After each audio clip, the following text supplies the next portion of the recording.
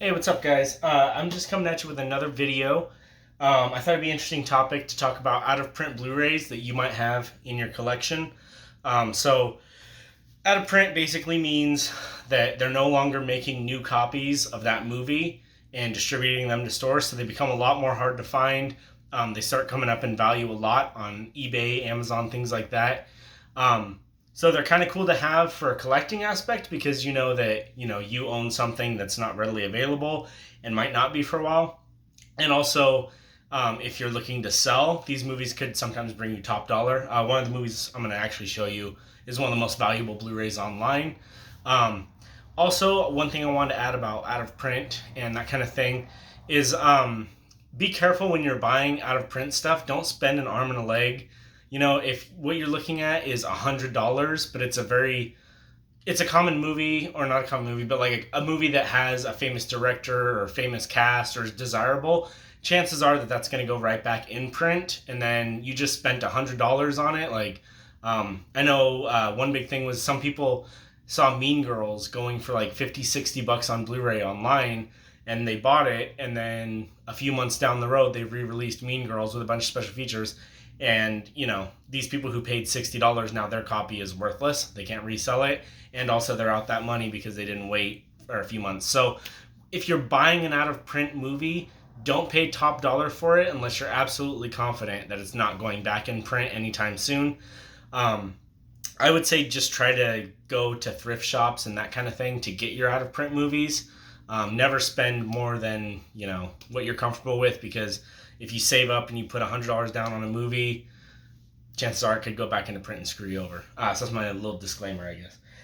So the first movie that you might have that's out of print, if you're looking to sell, you could probably sell this one for a decent amount, and now is the time to sell it. We got Dawn of the Dead, George Romero, 1978. This Blu-ray actually looks really, really good. So if you do see it at a thrift store for a few bucks, I would recommend getting it. Asterisk with that, though, is a British film company, Second Sight, is actually putting out a 4K remaster of this at some point this year. So I wouldn't spend more than a couple bucks, because that's just going to come out and then it's going to completely devalue this. Don't buy this for what it's going for online. If you have it, though, maybe now's the time to sell it. I'm not selling mine quite yet because I like the orange case that I put it in. We talked about special editions last time.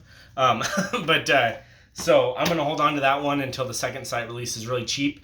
With 4K Ultra HD Blu-rays, you can buy any Blu-ray around the world. They're region free. So you never have to worry if it's only a China exclusive release, but it's 4K Ultra HD. It'll work on all 4K players. So don't worry about region blocking. The next one is Clive Barker's Hellraiser. This is one of my favorite horror movies. And this edition, the Anchor Bay edition, is out of print. Now, don't buy this one if you don't own Hellraiser.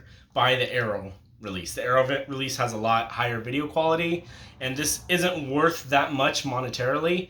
It's just out of print. Now, I had the DVD, and then I went to go upgrade, but this Blu-ray looks better than the Mill Creek Blu-ray. Mill Creek put out it was called like Midnight Classics or something like that. And they put it out and it looks like trash. It looks like they just ported the DVD onto a Blu-ray disc. This edition is actually the best the movie looks aside from the Arrow release. So like I said, if you don't already have this movie, hold your extra money, spend like $20, $25, get the Arrow release. It's got all the features. They did a full 4K or 2K restoration. But if you don't have it and you don't want to spend $20, you can probably get this for like $5. It's out of print and it has very decent video quality. Really good. I threw it. Oh my god. My poor Blu-ray's broken. But this has very good video quality for what it is. Okay, so we got kind of a triple. I'm gonna just knock all these out. Jackie Brown, Pulp Fiction, Chasing Amy. These are all out of print because Miramax is not a thing anymore because of what Harvey Weinstein did. I'm not gonna super get into it.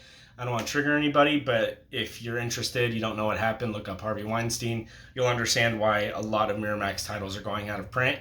Now, Miramax was part of Disney. With Disney buying everything, these could get re-releases.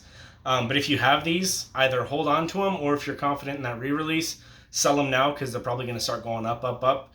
I was actually at this place that my wife and I go to called Zia Records. It's like a place where you can buy, trade, sell Blu-rays, movies, DVDs, all that kind of stuff. And I was looking just for like price comparisons because I'm super nerdy. Sometimes I do that, and they didn't actually have any of these in there, which means they're slowly dwindling out of print because this is all pretty recent that these are out of print. So I don't know. Now may be the time to sell them before they do a reprint. These are, it's Quentin Tarantino, Kevin Smith, so chances are these could get 4K masters soon. But with all the rights issues of Miramax, I don't know. It's kind of a fickle game. I'm going to hold on to them just in case because I get scared that my favorite movies are going to go out of print and I'm not going to be able to get them anymore.